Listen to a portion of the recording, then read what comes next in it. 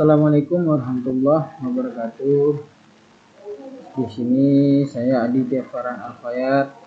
Saya akan menjawab tentang UAS audit sistem informasi.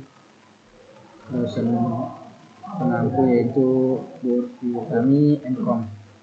Soalan yang pertama yaitu jelaskan apa itu audit sistem informasi, fungsinya beserta peran auditor dalam pengembangan sistem audit. Audit sistem informasi ASI adalah proses pengumpulan dan evaluasi bukti untuk menentukan apakah sistem informasi organisasi melindungi aset, menjaga integritas data, serta beroperasi secara efektif dan efisien guna mencapai tujuan organisasi. Nah, di sini fungsi audit sistem informasi yang pertama adalah menilai kendala dan integritas sistem informasi dan data. Kemudian yang kedua ada mengevaluasi efektivitas pengendalian internal TI. Kemudian yang ketiga memastikan kepatuhan terhadap kebijakan, prosedur, dan regulasi. Dan yang keempat ada menyediakan rekomendasi untuk perbaikan dan pengendalian risiko TI. Kemudian di sini ada peran auditor dalam pengembangan sistem audit. Yang pertama terlibat sejak awal dalam tahap perencanaan sistem. Kemudian yang kedua ada meninjau kontrol, keamanan, dan pengendalian akses. Kemudian yang ketiga ada memastikan prosedur audit trial diterapkan. Dan yang keempat ada memberi masukan agar sistem mempunyai prinsip keamanan, akurasi, dan auditabilitas.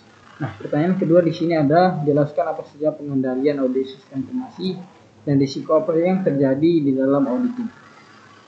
Pengendalian dalam audit sistem informasi yang pertama, pengendalian umum, general control. Di sini ada kontrol akses fisik dan logis. Kemudian yang kedua ada pengelolaan perubahan sistem, yang ketiga backup dan recovery, dan yang keempat kontrol atas lingkungan TI. Kemudian yang kedua ada pengendalian aplikasi atau application control. Yang pertama ada validasi input, yang kedua proses data yang akurat, kemudian yang ketiga output yang sesuai dan tepat sasaran, yang keempat logging dan audit trail. Risiko yang mungkin terjadi dalam audit sistem informasi, yang pertama ada risiko integritas data.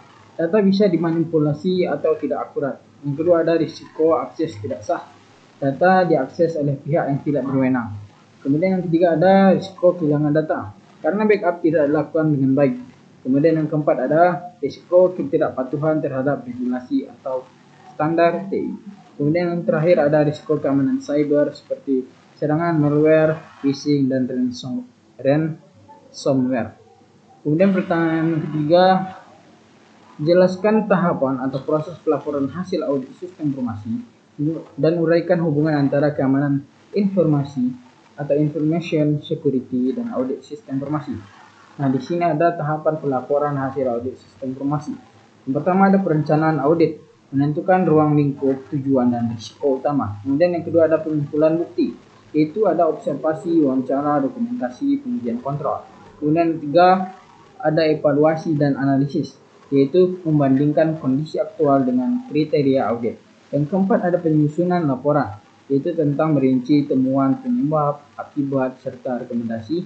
Dan yang terakhir ada tindak lanjut atau follow up, gunanya untuk memastikan rekomendasi diterapkan dan efektif.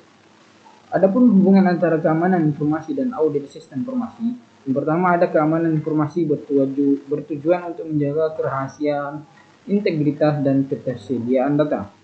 Kemudian yang kedua ada audit sistem informasi menilai efektivitas kontrol keamanan tersebut untuk memastikan bahwa data dilindungi dari ancaman internal dan eksternal. Kemudian yang ketiga ada audit mendeteksi kekurangan dalam kebijakan keamanan serta memberikan rekomendasi untuk mitigasi risiko. Kemudian pertanyaan yang keempat yaitu dalam audit sistem informasi akademik di universitas ditemukan bahwa proses backup data hanya dilakukan setiap 3 bulan sekali. Analisis risiko apa yang mungkin timbul dan apa rekomendasi Anda?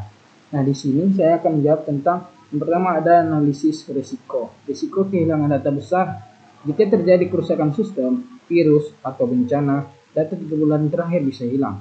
Kemudian yang kedua ada risiko ketidakpatuhan, yaitu tentang terhadap kebijakan keamanan data dan standar ISO atau IEC 27001.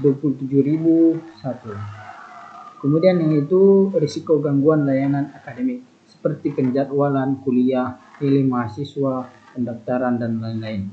Nah, rekomendasinya Yang pertama ada tingkat frekuensi backup menjadi harian atau mingguan, tergantung sensitivitas data. Kemudian yang kedua ada gunakan sistem backup otomatis dan cloud storage untuk redundasi.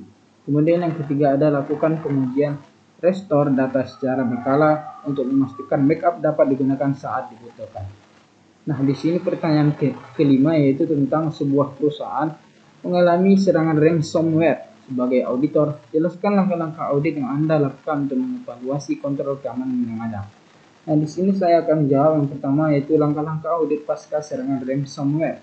Yang pertama ada identifikasi dan dokumentasi insiden, yaitu tentang kapan dan bagaimana serangan terjadi, kemudian sistem atau data apa yang terdampak.